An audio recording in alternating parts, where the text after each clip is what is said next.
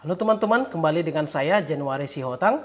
Pada video kali ini saya akan membahas satu putusan yang sangat kontroversial dan banyak dikritik oleh publik, yaitu putusan nomor 757 Pengadilan Negeri Jakarta Pusat.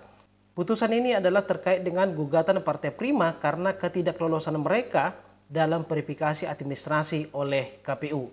Dan Pengadilan Negeri Jakarta Pusat mengabulkan seluruh gugatan dari Partai Prima. Cuma kemudian dalam video ini saya akan membahas satu bagian yang sangat kontroversial dalam putusan tersebut, yaitu terkait dengan perintah kepada KPU untuk menunda seluruh tahapan pemilu, atau dalam bahasa sederhananya adalah untuk menunda pemilu hingga Juli tahun 2025.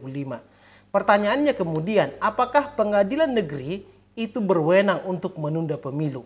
Nah, untuk menganalisis kasus ini, saya akan buat beberapa alasan yuridis.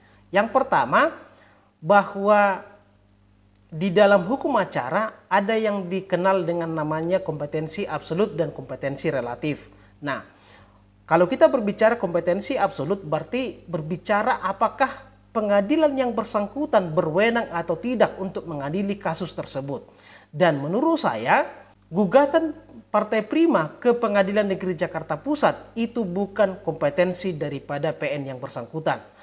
Karena kalau kita baca Undang-Undang Nomor 7 Tahun 2017 tentang pemilu, di sana sudah diatur dengan sangat baik mengenai penyelesaian sengketa pemilu, baik itu sengketa proses maupun sengketa hasil. Untuk sengketa proses itu diselesaikan di Bawaslu, kemudian kalau tidak puas ada PT UN, dan kalau ada tindak pidananya itu masuk ke Gakumdu, sedangkan masalah etika itu masuk di DKPP. Ini sudah jelas. Adapun yang namanya sengketa hasil itu diselesaikan di Mahkamah Konstitusi. Makanya saya tidak yakin bahwa Hakim PN Jakarta Pusat tidak memahami kompetensi ini. Oke, itu yang pertama. Artinya bahwa dari segi kompetensi absolut, ini bukan wewenang daripada Pengadilan Negeri Jakarta Pusat. Kemudian yang kedua, kasus nomor 757 ini kan adalah perkara perdata terkait dengan perbuatan melawan hukum yang dilakukan oleh KPU sehingga merugikan Partai Prima. Pertanyaannya kemudian, kalau kita berbicara kasus perdata berarti implikasi hukumnya hanya kepada para pihak yang berperkara. Tetapi apa dasarnya kenapa kemudian Pengadilan Negeri Jakarta Pusat justru memerintahkan penundaan pelaksanaan pemilu di seluruh wilayah negara Republik Indonesia? Ini adalah logika yang sesat menurut saya, sehingga kalaulah misalnya Pengadilan Negeri Jakarta Pusat merasa bahwa hak-hak daripada Partai Prima harus dikembalikan, maka cukup saja hak-hak dari Partai Prima itu yang dikembalikan. Tidak kemudian itu berefek ke seluruh pelaksanaan pemilu di seluruh wilayah negara Republik Indonesia. Kasus perdata ini berbeda dengan judicial review peraturan perundang-undangan. Kalau dia judicial review peraturan perundang-undangan, jika ada orang yang merasa dirugikan dengan hadirnya peraturan perundang-undangan tersebut, maka kemudian pengadilan, baik itu Mahkamah Agung maupun Mahkamah Konstitusi, bisa membatalkan peraturan tersebut. Oke, itu yang kedua. Kemudian yang ketiga, level daripada pengadilan negeri itu tidak memiliki kewenangan di dalam menunda pemilu.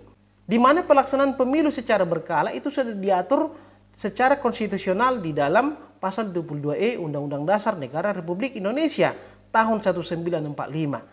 Walaupun kemudian di dalam pasal 432 Undang-Undang Nomor 7 Tahun 2017 diatur mengenai pemilu lanjutan dan pemilu susulan, tetapi pelaksanaan pemilu susulan dan pemilu lanjutan hanya di TPS-TPS ataupun di wilayah yang bermasalah, tidak di seluruh wilayah negara kesatuan Republik Indonesia.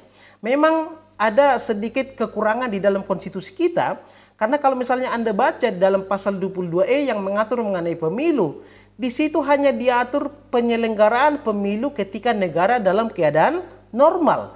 Padahal setiap negara selalu ada potensi untuk normal dan tidak normal. Dan konstitusi kita itu tidak mengatur bagaimana pemilu ataupun regenerasi kepemimpinan negara kita ketika situasi negara tidak normal.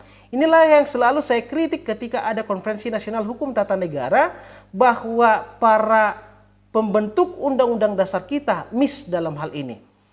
Nah, pertanyaannya kemudian bagaimana caranya untuk membatalkan putusan ini? Ya, sebagaimana biasanya bahwa putusan PN itu bisa dibanding ke pengadilan tinggi, dan kita harus bersyukur bahwa KPU sudah langsung banding. Semoga di pengadilan tinggi nanti hakim-hakimnya itu bisa memutus sesuai dengan yang seharusnya, bahwa ini sesungguhnya bukan kompetensi daripada pengadilan umum, tetapi ini bagian daripada Bawaslu, Peradilan Tata Usaha Negara yang sudah diatur oleh Undang-Undang Pemilu sebagai salah satu mekanisme penyelesaian sengketa proses pemilu. Dan tugas kita sebagai akademisi maupun masyarakat adalah mengawal kasus ini supaya kemudian tidak terjadi lagi penggembosan di pengadilan tinggi, dan pengadilan tinggi memutus ini sesuai dengan koridornya. Dan kedepannya kita berharap tidak muncul lagi putusan-putusan yang ngawur seperti ini. Walaupun kemudian di dalam hukum acara itu ada asas res judicata bahwa setiap putusan itu harus dianggap benar. Tapi untuk putusan ini sangat banyak cacatnya dan sangat layak untuk dikritisi. Oke, saya rasa demikian video saya kali ini teman-teman. Semoga video ini bermanfaat. Kita bertemu di video-video berikutnya. Terima kasih.